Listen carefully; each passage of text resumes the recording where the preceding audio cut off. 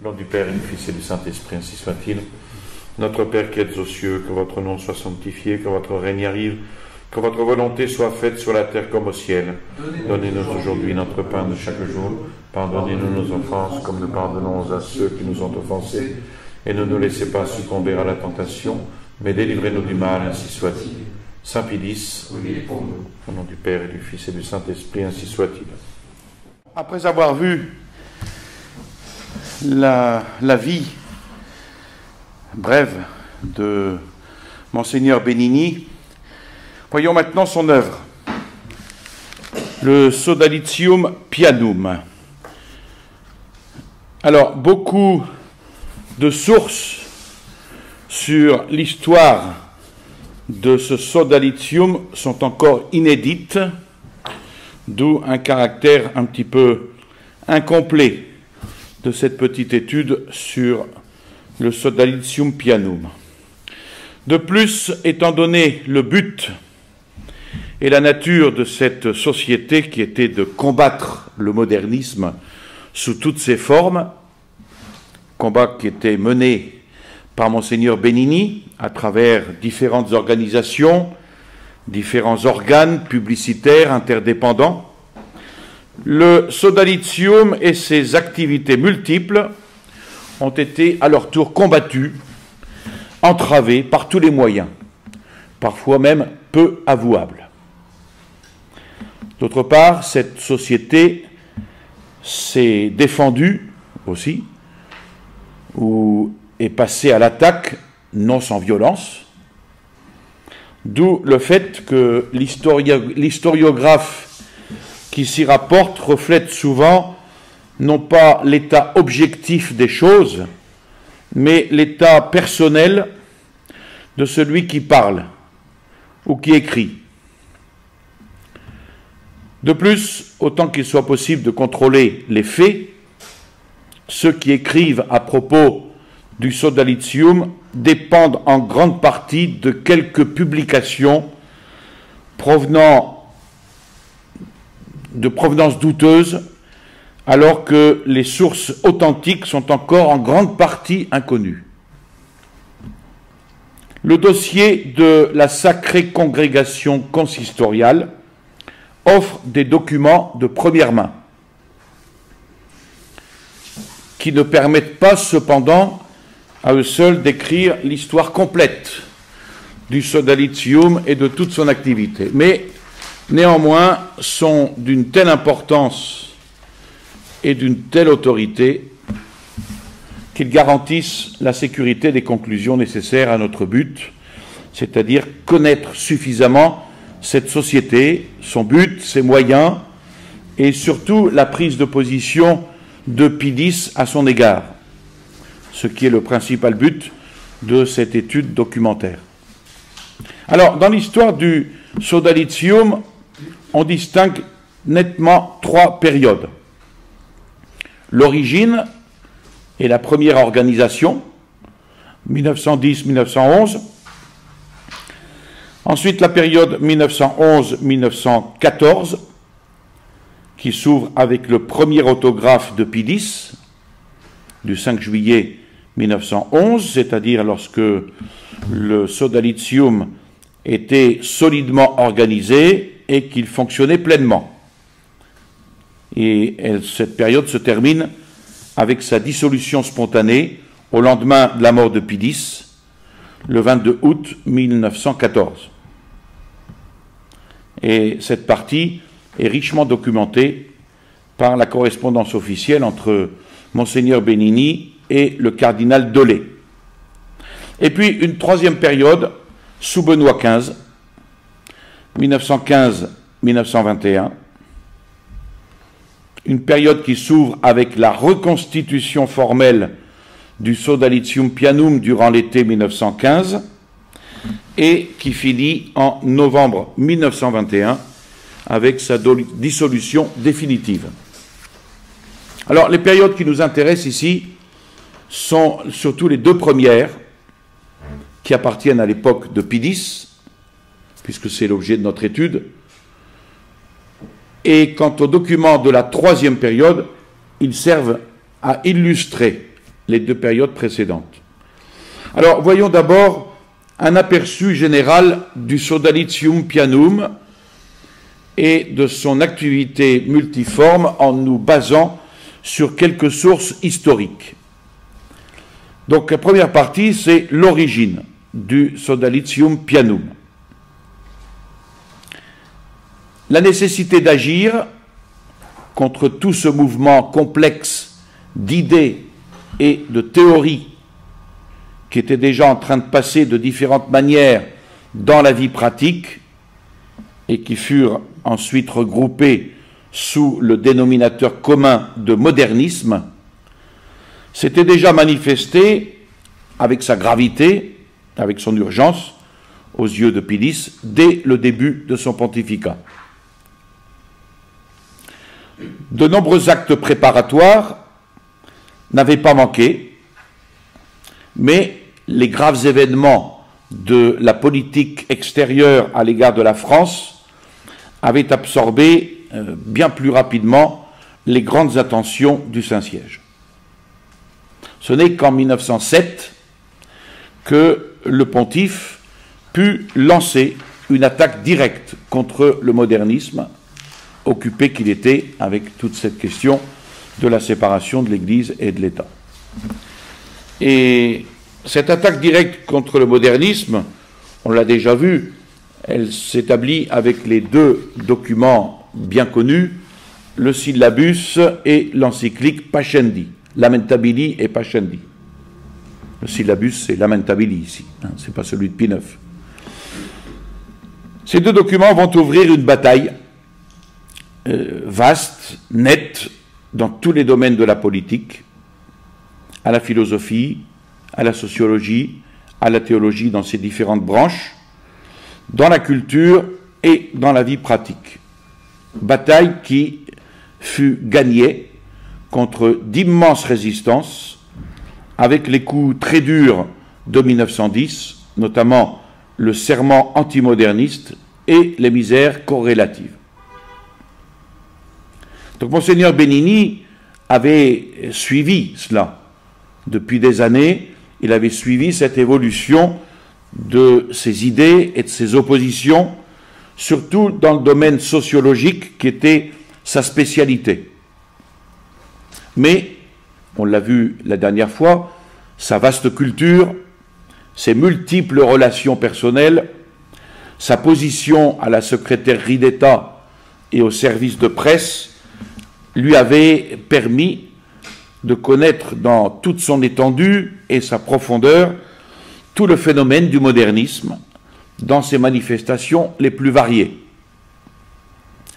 C'était une chose facile et même naturelle que se développe insensiblement entre Monseigneur Benigni et ses amis et connaissances un certain échange de lettres, d'indications, d'avis qui, recueillis et mis ensemble, pouvaient facilement donner l'impression qu'on se trouvait face à une attaque quasi concentrique contre l'Église inspirée ou dirigée par une véritable centrale qui se serait organisée avec des centres d'action dans tous les pays et dans tous les domaines.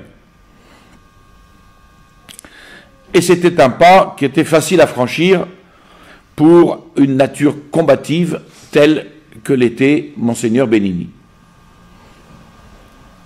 C'était un pas facile à franchir, donc, de concevoir, de développer l'idée d'une contre-attaque dirigée par une autre centrale qui ne pouvait se réaliser qu'en relation avec le Saint-Siège. Et il semble que ce soit l'origine la plus évidente et la plus naturelle du Sodalitium Pianum, dont Monseigneur Benigni fut indubitablement le père et l'organisateur. Emmanuel Barbier, dans son histoire du catholicisme libéral et du catholicisme social en France, écrit ceci. Outre ce rôle extérieur, Monseigneur Benigni était parvenu, par un travail opiniâtre, dirigé avec une intelligence supérieure, a constitué pour le Saint-Siège un centre d'information d'un prix inestimable sur les affaires catholiques de tous les pays, dont la correspondenza, ou l'AIR, ne faisait connaître qu'une faible partie. Cherchant à coordonner partout les forces de résistance catholiques, ce fut lui qui invita leurs représentants divers, avec un succès d'ailleurs restreint, à arborer, à l'encontre de l'étiquette libérale, celle de catholiques intégraux. Alors, deuxième point, quelle est l'idée primitive? L'idée primitive du sodalitium, qui malheureusement n'a jamais pu se réaliser complètement, elle aurait été vraiment lumineuse et simple, et elle aurait pu être d'une grande utilité pour l'Église. Le sodalitium pianum devait donc être un institut séculier, dépendant du Saint-Siège, pour faire pénétrer dans la masse les idées et les directives pontificales,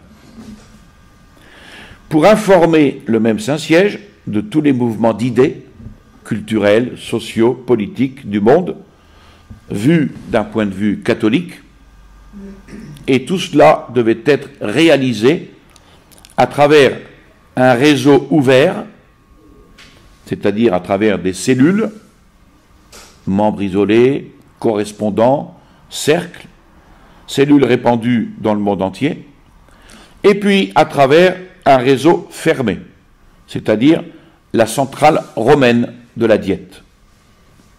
Alors, le réseau ouvert aurait recueilli les matériaux utiles, les aurait communiqués à Rome, et simultanément aurait travaillé pour la pénétration dans la masse, au moyen opportun de la presse et de la publicité, mais surtout par l'exemple, de sa propre vie catholique intégrale, c'est-à-dire sans compromis avec l'esprit mondain, en portant ainsi le catholicisme à sa parfaite force d'action dans toutes les branches de la société.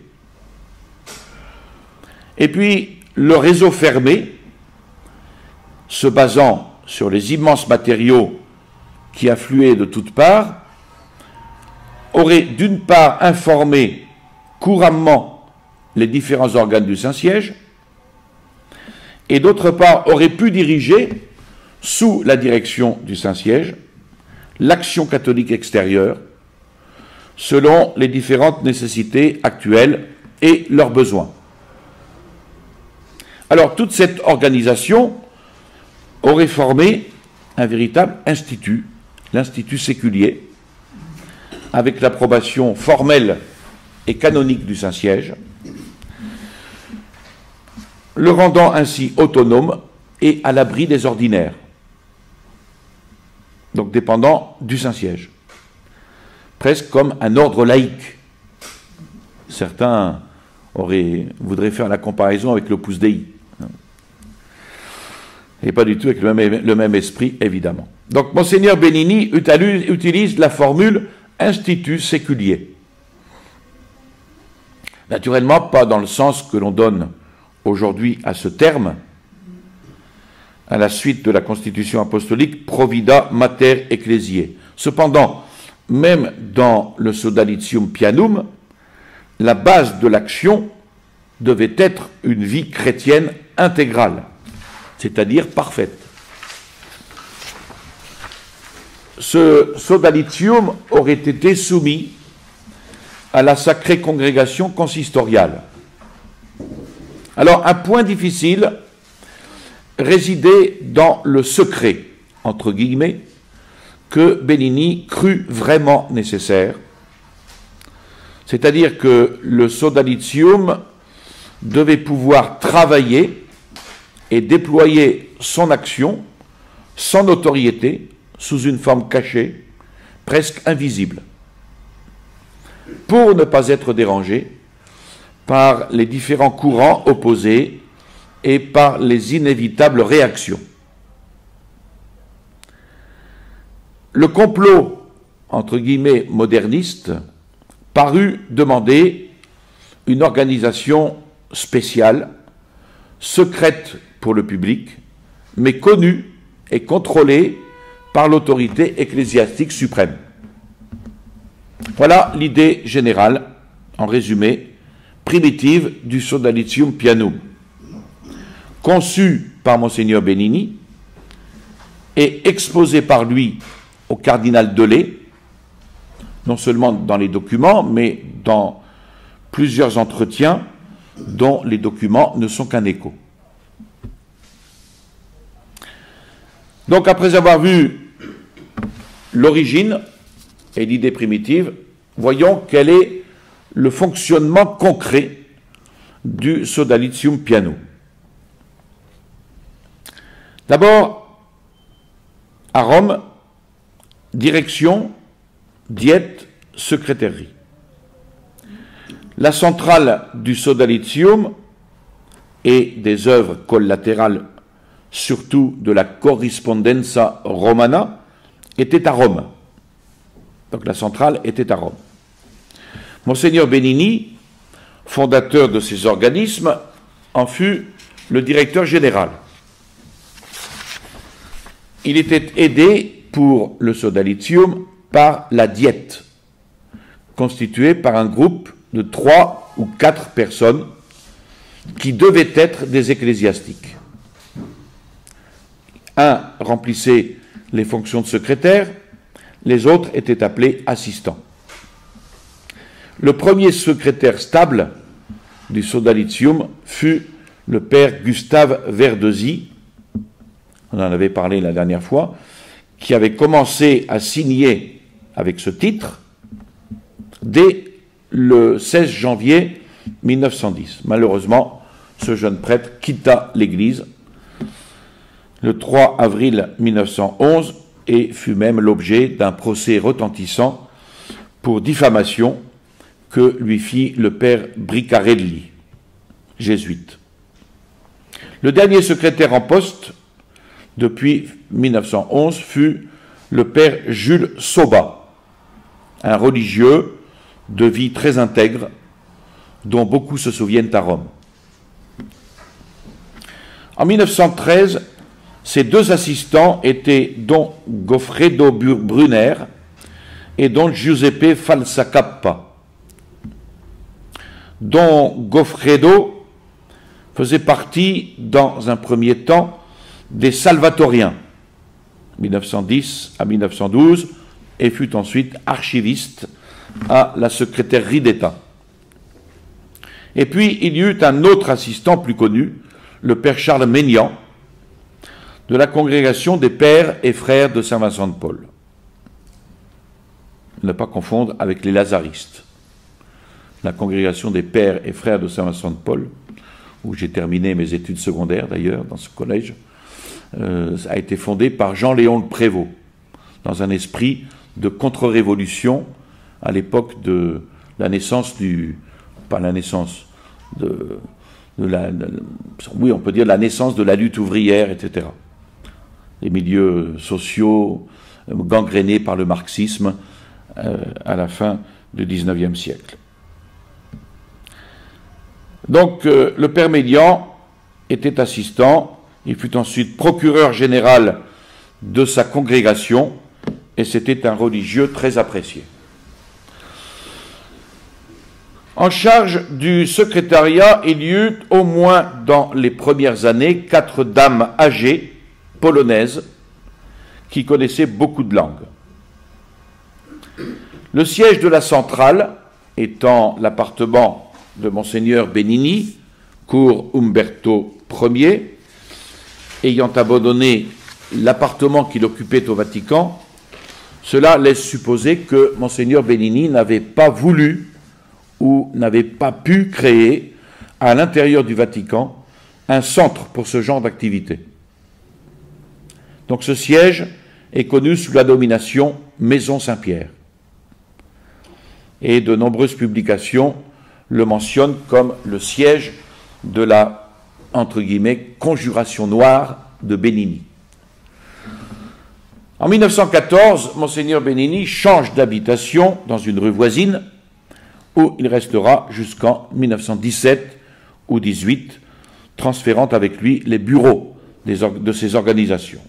Et puis, peu après, et certainement en 1921, sa résidence était encore ailleurs et c'est là qu'il mourut. Alors, on connaît peu de choses sur l'organisation intérieure de cette centrale. Archives, fichiers, protocoles. Il est certain que Monseigneur Benigni était un excellent organisateur, au moins dans les années les plus fécondes, sous Pie X, et la correspondance devait être d'une ampleur considérable. Alors, deuxième point, dans ce fonctionnement concret, à l'extérieur, les membres, les collaborateurs et la conférence de Saint-Pierre. Une certaine difficulté était née du fait que le Sodalitium, avec ses membres et ses amis, ne s'identifie pas du tout avec les correspondants et les collaborateurs de la Corrispondenza Romana ou d'autres presses comparables.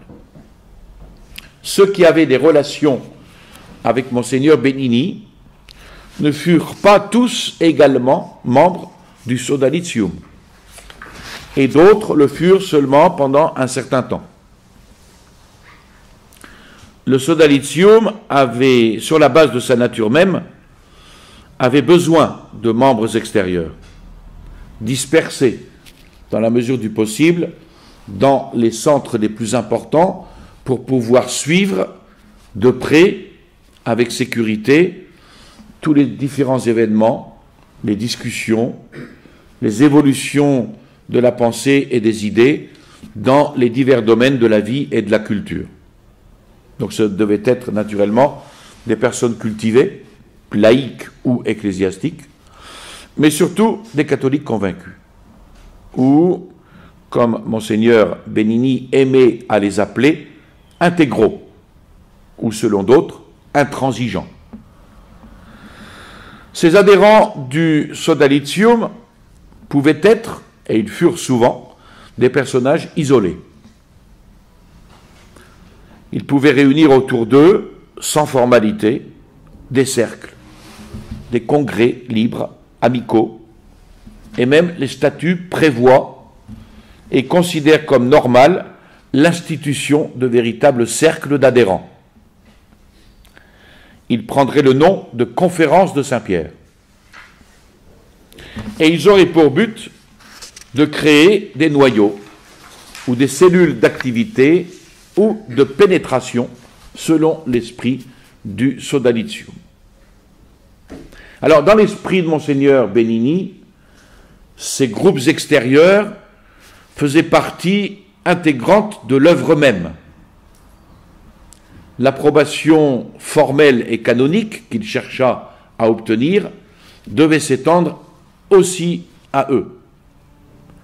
Autrement, disait-il, il pouvait se faire, et cela arriva effectivement, qu'un ordinaire, doutant ou étant moins favorable, ou directement opposé aux tendances du Sodalitium, interdise ou du moins entrave l'œuvre de tel groupe. C'est pour cela qu'il avait cherché à obtenir une approbation formelle et canonique dépendant uniquement du Saint-Siège. Il ne voulait pas avoir justement l'obstacle de certains ordinaires. C'est pourquoi ils auraient dû jouir de la même exemption que le centre romain, et, c'est un autre point difficile, ils auraient dû rester inconnus et secrets, au moins extérieurement, aux yeux des étrangers, et aussi envers les ordinaires mêmes. Ceci, on le comprend, pour pouvoir mieux agir et pénétrer ces mouvements modernistes.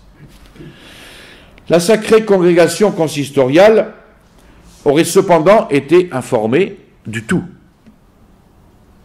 même de ce qui concerne les cercles locaux.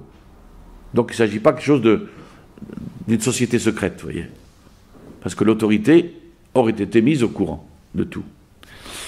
Ces deux points, donc, exemption, ou mieux, approbation canonique directe et globale des conférences de Saint-Pierre, et puis leur nature secrète, non pas envers la centrale et à travers elle envers la sacrée congrégation consistoriale, mais envers les autorités locales, même ecclésiastiques, constituaient pour le cardinal Delay, et on peut le supposer aussi pour Pie X, que le cardinal, selon toute probabilité, devait tenir informé, donc elles constituaient des obstacles insurmontables pour accéder à l'approbation canonique souhaitée pour le sodalitium.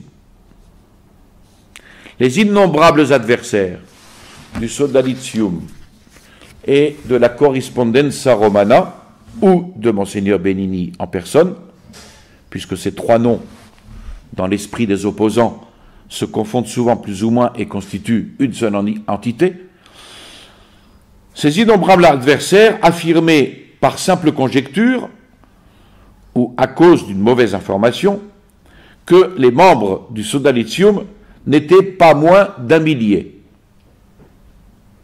Monseigneur Benigni, au contraire, et d'autres personnes qui pouvaient le savoir, insistaient en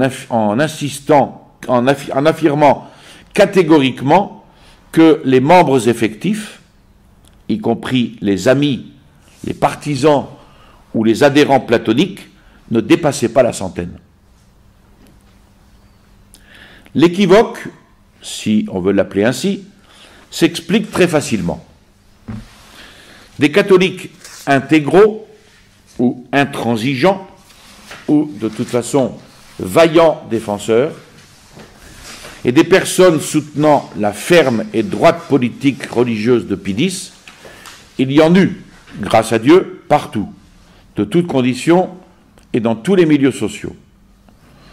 Et en ces années de lutte, il était facile que les adversaires ouverts et clandestins et les catholiques dits libéraux et démocrates arrivent à se trouver un peu partout face à des défenseurs intrépides et parfois trop zélés des principes catholiques sans compromis.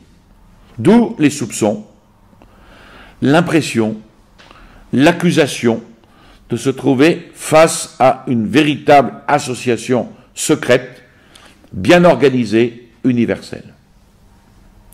D'où les assertions disant que les associés de cette union intégrale devaient être très nombreux, et ainsi de suite.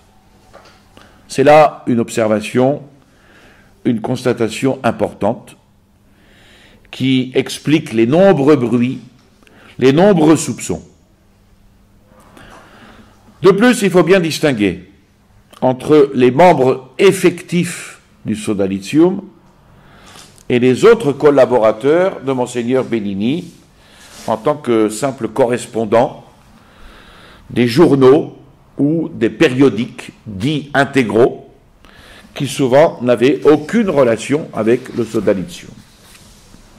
Donc en réduisant le nombre des membres, des véritables membres du sodalitium à l'époque de Pie X à sa juste mesure, c'est-à-dire peut-être à une bonne centaine, on aura ainsi une idée plus objective de l'action accomplie par cette société. Quant aux seuls membres du sodalitium, on a une liste très incomplète de 35 noms, insérés par Monseigneur Benigni dans ce rapport officiel au cardinal Sbarretti. Et parmi les membres, il y en a un qui est le plus en vue et qui, dans l'ensemble de ses activités multiples et des nombreuses et graves adversités rencontrées, apparaît comme un exemple typique de ces catholiques robustes, sur certains points plus que conservateurs, mais sains dans les principes et inflexibles quant à leur application dans la vie de tous les jours. C'est le professeur Jacques Rocafort, une figure très connue de lutteur pour la cause catholique en France. Rocafort c'est l'exemple typique, et peut-être un peu extrême, des catholiques français de la vieille école anti-républicains et anti-libéraux. Journaliste politico-religieux, ardent, il a pris une part active au développement de la vie publique de sa patrie et surtout au point de vue des principes catholiques et des directives pontificales. Alors parmi ses œuvres, il y en a deux qui ont été couronnées par l'Académie, l'éducation morale au lycée et la morale de l'ordre. Quant à sa carrière politico-religieuse, il écrivit « Mes campagnes catholiques » autour des directions de Pie X, avec des détails très intéressants sur les répercussions de la politique religieuse de Pie X en France. Et puis, en 1920, les résistances à la politique religieuse de Pie X. Alors, Jacques Rocafort est né à Perpignan en 1860. Il a fait ses études jusqu'à l'âge de 15 ans à l'Institut Saint-Louis de Gonzague. Il va les poursuivre au petit séminaire de Prades, puis à partir de la 3e au collège de Perpignan. Diplômé de l'enseignement supérieur, licence et doctorat en lettres, il entre ensuite dans la carrière publique en 1880, professeur dans divers instituts en Afrique et en France. En 1888, il prend une année de repos pour cause de maladie et il vient ensuite à Rome où il suit des cours à la grégorienne et au séminaire français. De là vient l'équivoque, ou plutôt la calomnie, qu'il avait été prêtre et qu'il avait défroqué pour se marier. Calomnie pure. En 1891, il est professeur à l'université de Nîmes et à partir de 1899 à Paris. Décoré de la Légion d'honneur en 1924, à l'époque où la Légion d'honneur était donnée à des gens respectables, et marié depuis 1892. Alors on comprend comment un homme de cette envergure a pu embrasser à l'occasion un programme qui, comme celui du Sodalitium, voulait réaliser la grande idée du pontificat de Pie X, c'est-à-dire la restauration totale de la vie chrétienne. Alors, en 1907, il entre en contact avec Monseigneur Benini, et il y eut alors à Paris le cas Montagnini, c'est-à-dire la confiscation illégale de la correspondance du représentant de la nonciature déjà supprimée. Rocafort fut envoyé à Rome pour prendre des informations précises sur toute cette affaire, et comme il le dit lui-même, Monseigneur Benini était le sous-chef du bureau dans lequel travaillait Monseigneur Montagnini. J'eus également l'occasion de faire connaissance de ce prélat, qui va jouer dans mon histoire un rôle si considérable. Rocafort devint membre du Sodalitium jusqu'en 1911 et resta correspondant assidu de la Correspondenza Romana, ce qui lui valut de graves hostilités de la part de certains évêques, de certains catholiques plus libéraux, de certains hommes politiques et surtout de tous les libéraux, socialistes, radicaux, en somme, de tous les laïcistes. En fait, l'évêque combatif, Monseigneur Turinaz, qui avait été l'un des premiers à mettre en garde contre le sillon, Monseigneur Turinaz, évêque de Nancy, croyant que le nom de Rocafort était un pseudonyme, on peut le croire parce que ça fait un peu Roquefort, les pseudonymes étaient alors en vogue, Monseigneur Turinaz invita ce Rocafort à se présenter en public sous sa véritable identité. Sa publicité purement romaine, durant les graves événements de ces dernières années en France, l'avait placé en première ligne. Et dès qu'il eut répondu, qui n'était ni plus ou moins que le professeur universitaire répondant au nom de Rocafort, il s'ensuivit une violente attaque dirigée contre lui personnellement et contre tout le complexe de la publicité romaine, accompagnée d'une interpellation au Parlement. Le 16 janvier 1910, par exemple, le député Bernard, radical socialiste, accabla d'invectives le professeur d'université, adversaire des lois républicaines, de l'enseignement laïque et des catholiques libéraux. Un homme très bien. Il attaqua fortement et également la correspondance de Rome et Monseigneur Benini et son sodalitium comme étant contraires à la pacification interne de la France. C'est ce député Bénard, j'ai dit Bernard, c'est Bénard, qui attaque donc Monseigneur Benini et cette correspondance. Le 18 janvier, le ministre de l'Instruction publique, Doumergue, répondit dans un sens plutôt léger. Ce cas, entre guillemets, Rocafort, fournit également à la presse d'intervenir souvent par une attitude hostile et défensive. Rocafort fut membre du Sodalitium seulement pendant quelque temps. Il en sortit en 1911. Mais il agit avant et après. Et c'est là le point déterminant. Il agit dans le sens du Sodalitium, puisqu'il avait compris de lui-même la valeur des directives de Pidis, et il voulait les suivre fidèlement. Donc, mis à part la très brève parenthèse de son appartenance au Sodalitium, Rocafort est un des nombreux catholiques qui, dans cette époque agitée, se proposèrent de réaliser leur vie catholique intégralement, c'est-à-dire parfaitement, sous tous les aspects que Pidis le désirait, de façon à ce que ces catholiques, qui grâce à Dieu furent nombreux, puissent donner l'impression, par leur attitude, qu'il existait réellement une masse organisée d'intégraux, comme souvent on le cria, lesquels, dans l'imagination des opposants, auraient été tous affiliés à la centrale de Monseigneur Benini. Et à ce propos, Rocafort dit clairement, Monseigneur Benini, c'est autre chose. Je me demande alors, puisque Monseigneur Turinaz croyait que j'avais reçu une mission de Monseigneur Benini et rien que de lui, je me demande comment il s'y prenait dans son fort intérieur pour isoler à ce point ce prélat subalterne de son supérieur direct, le cardinal Méry Delval, pour l'isoler même du pape. Comment admettait-il qu'un simple sous-secrétaire osât se permettre une politique personnelle qui n'eût pas été celle de ses chefs et que ceux-ci, depuis de longs mois, le laissassent faire?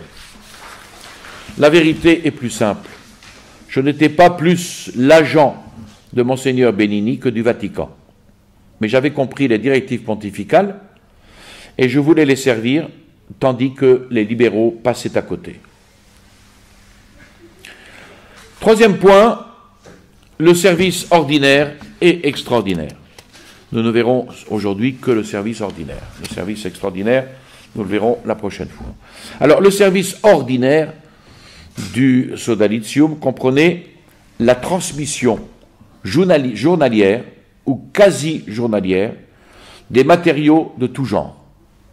Nouvelles, informations, réponses à certaines questions, investigations, à différents membres de la curie, surtout à la secrétairerie d'État, à différents préfets de congrégation et à Pidis lui-même. Alors, il y a les fameuses feuilles d'information du Sodalitium, jamais signées, mais pourtant munies du sceau de la société. Et le contenu des nouvelles est très varié. Religieux, politico-religieux, social, littéraire, bulletins sur des congrès, des réunions, des cours d'entraînement, des rapports sur les revues catholiques et autres, des rapports sur des personnes ecclésiastiques et laïques. En somme, un kaléidoscope de la vie très précieux, malgré un certain danger de commérage et de futilité. Mais comme ce service était simplement informatif, et que les divers dicastères avaient tant de moyens pour d'autres informations ultérieures et officielles, il est difficile de dire jusqu'à quel point ce service a influencé effectivement les organismes dirigeants. Et puis, ne pas oublier en outre que le sodalitium n'a jamais été ni le seul, ni le principal, ni le moyen ordinaire d'information des différents dicastères. Et donc, on ne peut pas attribuer, comme cela s'est trop facilement fait, on ne peut pas attribuer au sodalitium et à Monseigneur Benigni la responsabilité de certaines mesures. Je vous salue Marie, pleine de grâce, le Seigneur est avec vous. Vous êtes bénie entre toutes les femmes, et Jésus, le fruit de vos entrailles, est béni. Sainte Marie, Mère de Dieu, priez pour nous pauvres pécheurs, maintenant et à l'heure de notre mort, ainsi soit-il. Au nom du Père et du Fils et du Saint-Esprit, ainsi soit-il.